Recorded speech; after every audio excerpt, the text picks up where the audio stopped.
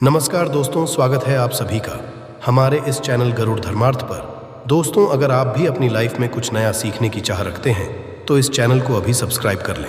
दोस्तों, इस वीडियो में बात करने वाले हैं 14 फरवरी के दिन पढ़ने वाली बसंत पंचमी के बारे में। दोस्तों, आपने यह तो सुना ही होगा कि जो हमारी सरस्वती देवी है, इससे ही हमें ज्ञान की प्राप्ति हुई है और इस धरती के प्रत्येक मनुष्य को ज्ञान की प्राप्ति केवल और केवल मां सरस्वती से ही हुई है। तो दोस्तों, इस वीडियो में मैं आपको ऐसी ज्ञानवर्धक जानकारी बताने वाला हूं जो आपको और नहीं प्राप्त होगी। दोस्तों, आपको इस वीडियो में मैं आपको बताऊंगा कि आप सरस्वती माता को कैसे प्रसन्न कर सकते हैं और अपने जीवन में हर एक चीज, हर एक मनोकामना को कितने आसानी से आप पूर्ण कर सकते हैं। तो दोस्तों, इसलिए इस वीडियो को अंत तक जरूर देखें और वीडियो के अंत में मैं आपको एक ऐसा उपाय या फिर तांत्रिक उपाय का लीजिए बताऊंगा जिसे करने मात्र से आप प्रत्येक जो भी आपकी मनोकामना है या फिर जो भी आपकी इच्छा है उसे आप बड़े आसानी से पूर्ण कर लेंगे। चलिए जान लेते हैं। इस साल 14 फरवरी को वसंत पंचमी है। इस दिन मां सरस्वती की पूजा की जाती है। मां सरस्वती विद्या, ज्ञान, संगीत और कला की देवी है। इनकी कृपा जिस व्यक्ति पर होती है उसे संगीत और शिक्षा के क्षेत्र में खूब सफलता मिलती है। मां सरस्वती की पूजा करने से अज्ञानी में भी ज्ञान का दीप जल उठता है। वसंत पंचमी के दिन से छोटे बच्चों को शिक्षा देने की शुरुआत भी की जाती है। इसे अक्षर अभ्यासम या भी कहा जाता है। छात्रों के लिए यह दिन खास होता है।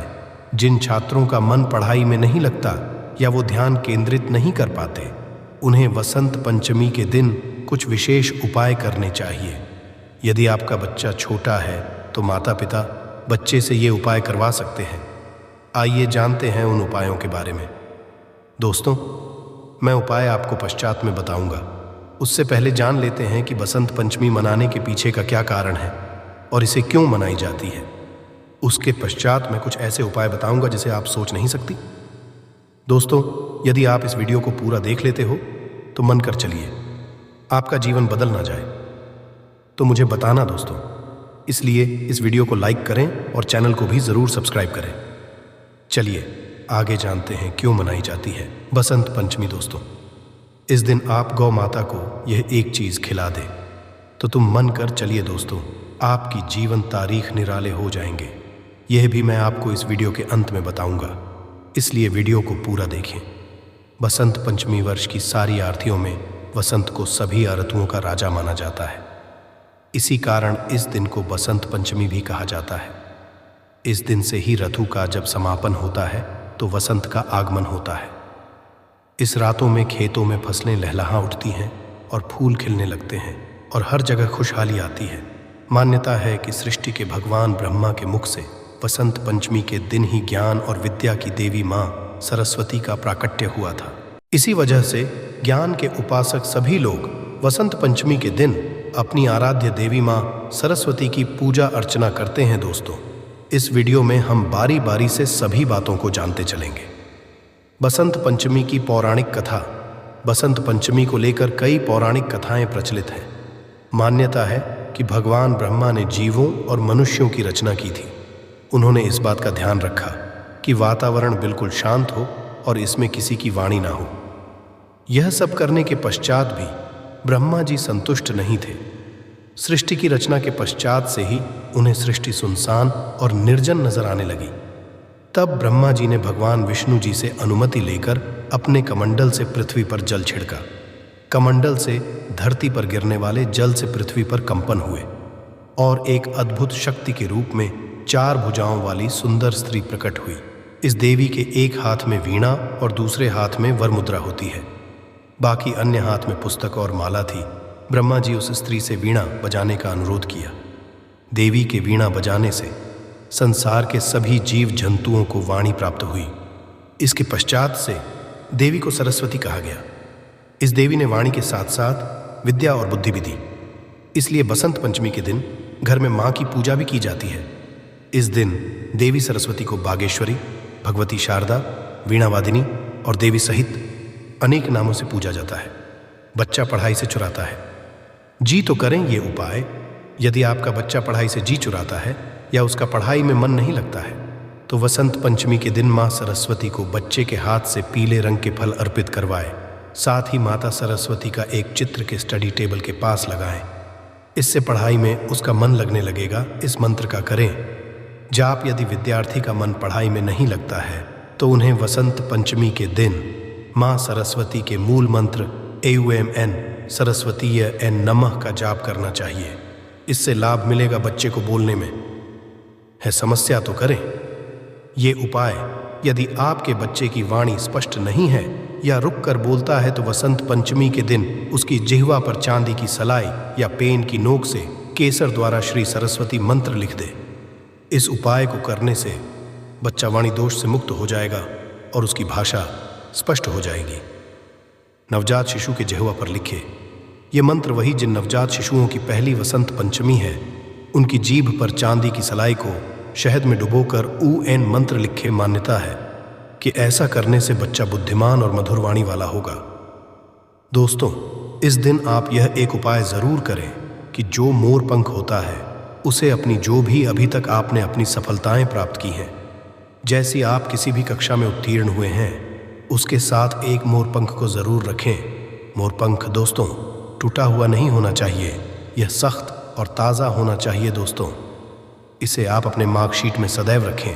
दोस्तों, मन यदि आप यह उपाय कर लेते हैं तो फिर आप परमा सरस्वती की ऐसी कृपा होगी, ऐसी असीम कृपा होगी, इसके बारे में दोस्तों मैं आपको बात नहीं सकता दोस्तों।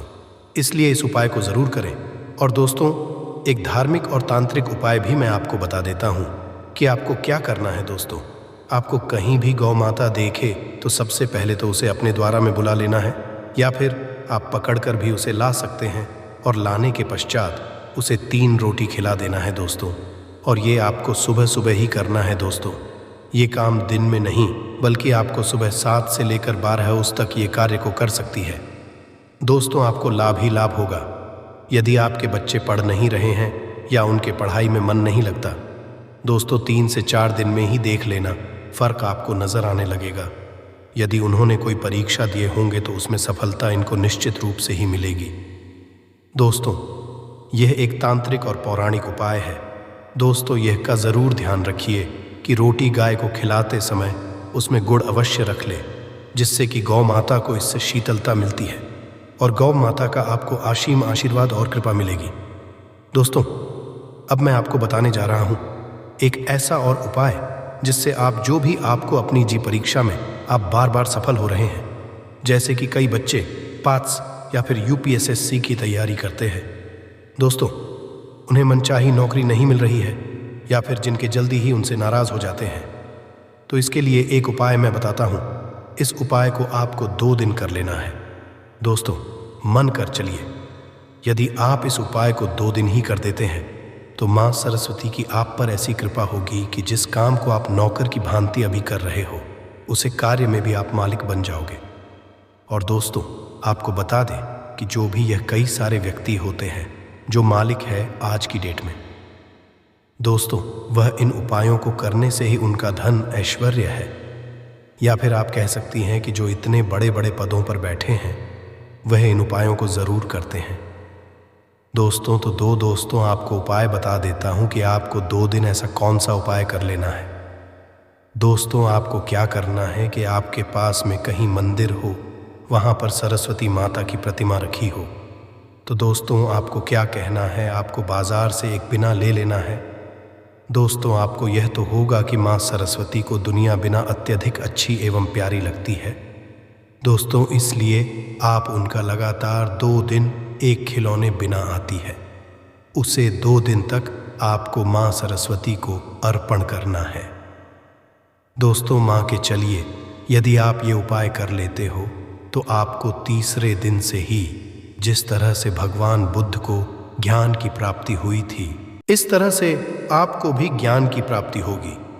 दोस्तों, ये उपाय हम तो बात ही रहे हैं, बल्कि जो तांत्रिक होते हैं, जो वशीकरण वाली क्रियाएं करते हैं, यदि उन्हें ज्ञान की प्राप्ति भी ऐसे ही होती है और इतनी सारी ज्ञान जादू टोना जो भी वह करते हैं वह इसी के माध्यम से करते हैं। दोस्तों, आप किसी परीक्षा में बार बार फेल हो रही हो तो दोस्तों अब मैं आपको उसका उपाय भी आपको बता देता हूँ।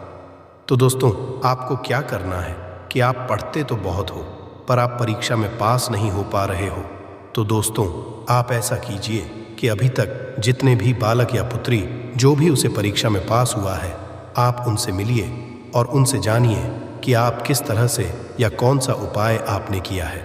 दोस्तों इसके लिए आपको एक भी बता देता हूँ कि आपने कनहर तो देखा ही होगा। आप कनहर के फूल को लगातार माँ सरस्वती के चरणों में 7 दिन तक अर्पण करें। दोस्तों ऐसा माना जाता है कि यदि आप यह उपाय करते हो तो मन कर चलिए, जिसने भी आज तक अपने जीवन में कभी ना कभी यह उपाय कर लिया तो माँ के चलिए दोस्तों, उसके तारे निराली हो सकती हैं। दोस्तों आपको बता दें कि ज्ञान के बिना जीवन अधूरा है। दोस्तों इसलिए आपसे कहना चाहूँगा कि मैंने जो ये 7 कनहर के फूलों वाला जो उपाय बताया है दोस्तों, यदि आप यह उपाय कर लेते हो, लगातार 7 दिन तक आपको यह उपाय करना है और माँ सरस्वती के चरणों में इस फूल को रखते समय आपको एक मंत्र का जप भी करना है कि है माँ सरस्वती, मुझे ज्ञान की ऐसी लोक शक्ति दो जिससे कि मैं एक समझदार व्यक्ति बन जाऊं या फिर मैं अपनी जीवन में जो चाहूं वह बन जाऊं। दोस्तों इस मंत्र को आपको 108 बार ज़रूर जप करना है। दोस्तों आपसे 8वें दिन ही देख लेना दोस्तों, इसका फ़र्क आपको देखने लग जाएगा और आप जिस परीक्षा में कई सालों से प्रयास कर रही हैं उसे परीक्षा में एक बार में ही आप सफल हो जाएंगे। दोस्तों इस उपाय को हम कई बार पहले भी कई बार बता चुके हैं। दोस्तों यदि यह उपाय आप कर लेते हो तो मन कर चलिए, आपकी जो भी परेशानी दिक्कत आपके जीवन में आ रही है वह प्रत्येक समस्या परेशानी आपके जीवन से सदैव के लिए दूर हो जाएगी।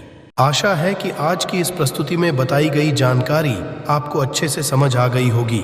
वीडियो अच्छा लगा हो तो एक लाइक अवश्य कर दें। धन्यवाद वीडियो के अंत तक बने रहने के लिए।